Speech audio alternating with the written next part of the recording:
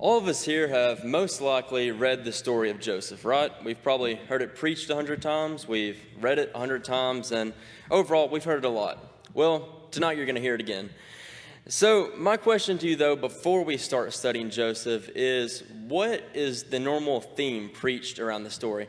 What is, when you read the story of Joseph, what do you think the theme is? When it's preached, what do you think the theme is? In my opinion, I think it's loyalty to God. That's what I normally take from it whenever I read it. So going off of that, please open your Bibles to Genesis chapter 37, verse 28. Genesis 37, 28.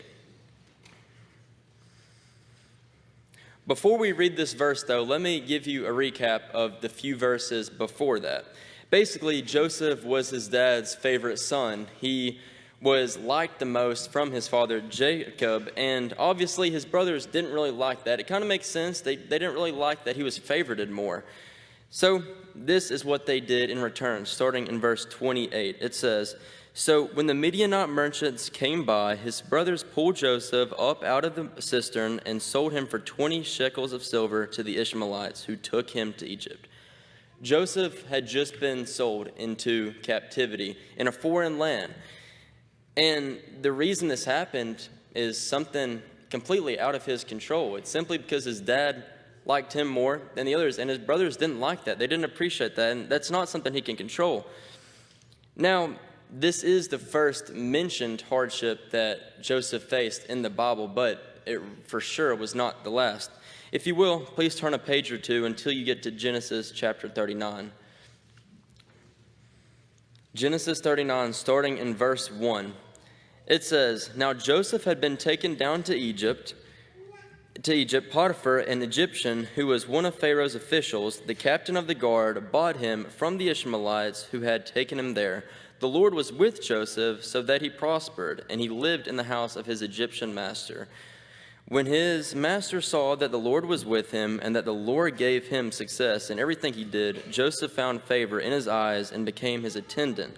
Potiphar put him in charge of his household, and he entrusted to his care everything he owned." So we just saw Joseph get enslaved into a foreign land for something that he couldn't control. For most of us here, at least I know it would be very difficult for me, I would probably think it's over. There's not much hope left for me. I mean, you're literally a slave at that point. You probably wouldn't think there's much of a future for you. But Joseph decides to not think that way. He decides to not give up, and instead stays loyal to God and continues to serve him, even though the horrible situation he was put in. This loyalty to God was made really relevant, though, enough to the point where his master gave him control over everything he owned. He gave him his house, his animals, whatever that Potiphar owned, Joseph was now in control over.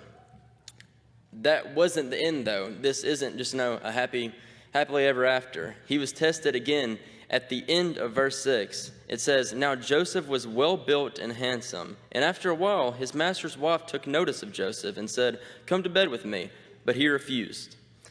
Joseph was tempted. He was tempted for lust, but he said no. Now, unfortunately, this wouldn't be the last time that happened. If you will, go to verse 12 of that same chapter, chapter 39, verse 12. It says, "She caught him by his cloak and said, 'Come to bed with me.' But he left his cloak in her hand and ran out of the house. When she saw that he had left his cloak in her hand and had run out of the house, she called her household servants. 'Look,' she said to them, 'this Hebrew has been brought to us to make sport of me.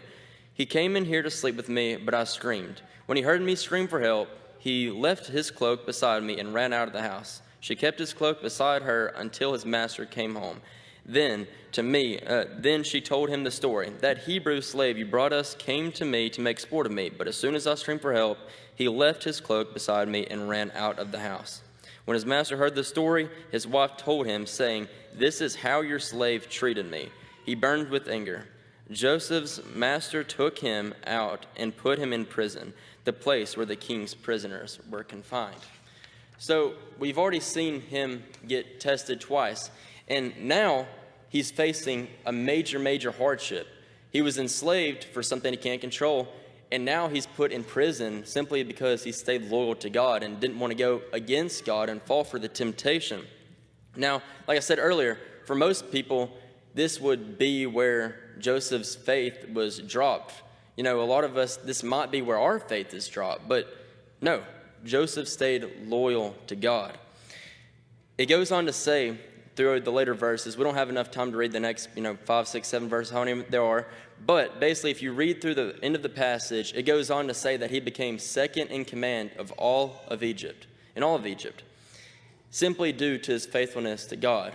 Pharaoh saw that he was faithful to God and that God was pleased with him and put him second in charge.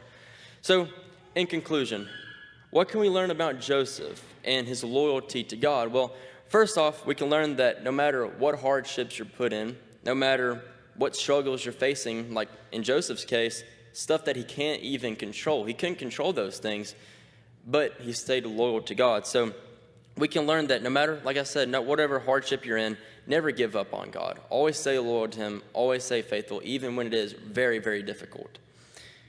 And the second thing we can learn is that God rewards people when they do stay faithful and loyal to him.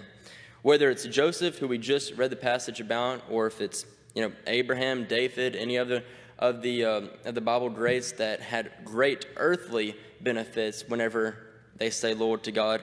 You can do all those things, but more importantly than any of the earthly things, we have the great reward of heaven if we stay loyal to God and faithful to God. So, after reading all that, if you don't know the steps to get to that final goal, that end reward of heaven, if you don't know the steps of that, or if you do know the steps already, you know how to get to heaven, but you simply just haven't been loyal to God and haven't stayed faithful and done what you should be doing, either way, please come forward as we stand and as we sing.